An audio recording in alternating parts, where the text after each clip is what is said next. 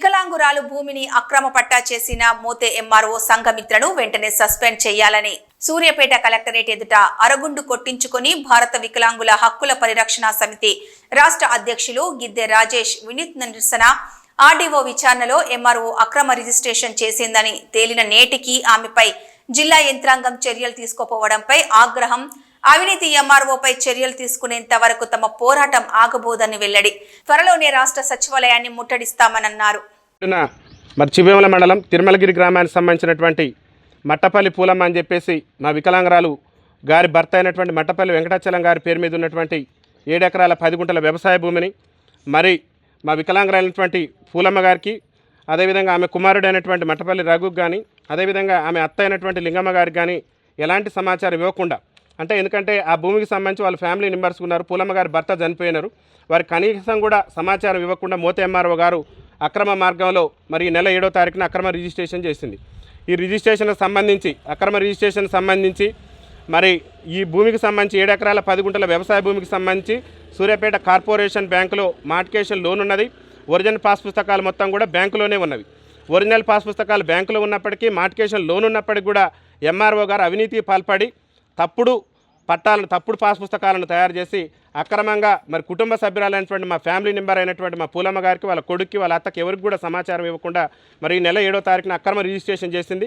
ఆ అక్రమ రిజిస్ట్రేషన్ రద్దు చేయాలని చెప్పేసి అక్రమ రిజిస్ట్రేషన్కు సంబంధించి మరి చర్యలు తీసుకోవాలని చెప్పేసి మేము ఈ నెల 27వ తారీఖున మరి ఆర్డీఓ గారికి వినతి పత్రం సమర్పించడం జరిగింది. వారు కూడా విచారణ జరిపారు.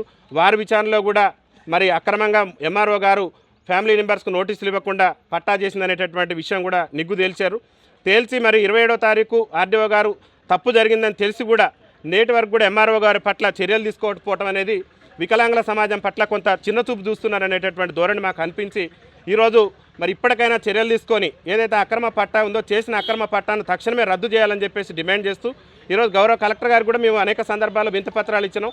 కలెక్టర్ గారు మేము గ్రామ సభల మీటింగ్లో ఉండటం వల్ల కొంత బిజీ ఉన్నాం, ఖచ్చితంగా చర్యలు తీసుకుంటామని చెప్పారు. కానీ ఇన్ని రోజులు గడుస్తున్నాయి. 7వ తారీఖు రిజిస్ట్రేషన్ చేస్తే దాదాపు మళ్ళీ నెల పూర్తిగా వస్తుంది, నెల రోజులుగా వస్తున్నా కానీ మరి అధికారులు ఎవరు కూడా చర్యలు తీసుకోలేదు. మా వికలాంగురాలు భూమిని కోల్పోయి ఉన్నటువంటి భూమిని మొత్తం కూడా అక్రమంగా ఎంఆర్ఓ పట్టా చేస్తే లబోదీపం అని ఆమె ఆందోళన చేస్తుంటే మరి ఆమెకు అండగా నిలబడి మేము ఇలా అరగుండ్లు కొట్టుకొని రాష్ట్ర ప్రభుత్వానికి, అదేవిధంగా గౌరవ జిల్లా అధికారుల తీరును కూడా ప్రభుత్వాన్ని తెలియజేస్తున్నాం. జిల్లా అధికారులు మా వికలాంగులకు అన్యాయం జరిగినా స్పందించడం లేదు. మోతే ఎంఆర్ఓ గారు ఏంటంటే ఒకటే లక్ష్యంగా పెట్టుకున్నారు, ఎవరైనా సకలాంగులు ఉంటే వికలాంగుల భూములు అక్రమంగా వాళ్ళకు రిజిస్ట్రేషన్ చేయడమే సంఘమిత్ర గారు లక్ష్యంగా పెట్టుకొని ప్రయత్నం చేస్తున్నారు. ఒక పక్క తెలంగాణ ప్రభుత్వం మేము భూభారత్ తెచ్చినామని చెప్పేసి గౌరవ ముఖ్యమంత్రి గారు చెప్తున్నారు. ఆ భూభారత్ ద్వారా భూ సమస్యల పరిష్కారం అయ్యేదేమో కానీ ఈ సంఘమిత్ర లాంటి ఎంఆర్ఓ గారి వల్ల మా వికలాంగుల భూములు మొత్తం కూడా కబ్జాలు అయ్యేటటువంటి పరిస్థితి ఉంది, సకలాంగులకు రిజిస్ట్రేషన్ అయ్యేటటువంటి పరిస్థితి ఉంది. కాబట్టి ఈ పరిస్థితి మీద మోతే ఘటన మీద మరి బ్యాంకులో ఒరిజినల్ పాస్ పుస్తకాలు ఉన్నాక అక్రమ పాస్ పుస్తకాలు సృష్టించడం అంటే ఎంఆర్ఓ తప్పు చేసినటువంటి విషయం స్పష్టంగా అర్థమవుతుంది.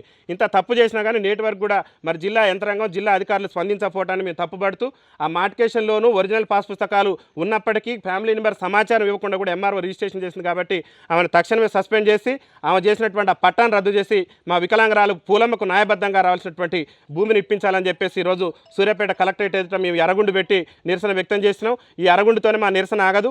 భవిష్యత్తులో ఒకవేళ ఈ విషయం మీద కలెక్టర్ గారు కనుక స్పందించి కనుక నిర్ణయం తీసుకోకుంటే తెలంగాణ రాష్ట్ర సచివాలయాన్ని లక్షలాది మంది వికలాంగులతో దిగ్బంధం చేసి తెలంగాణ రాష్ట్రంలో వికలాంగుల భూములకు రక్షణ కల్పించాలి. వికలాంగులను ఎవరైనా ప్రభుత్వాధికారులు చిన్నచూపు చూస్తే మాత్రం వాళ్ళ మీద కఠిన చర్యలు తీసుకోవాలని చెప్పేసి డిమాండ్ చేస్తుంది.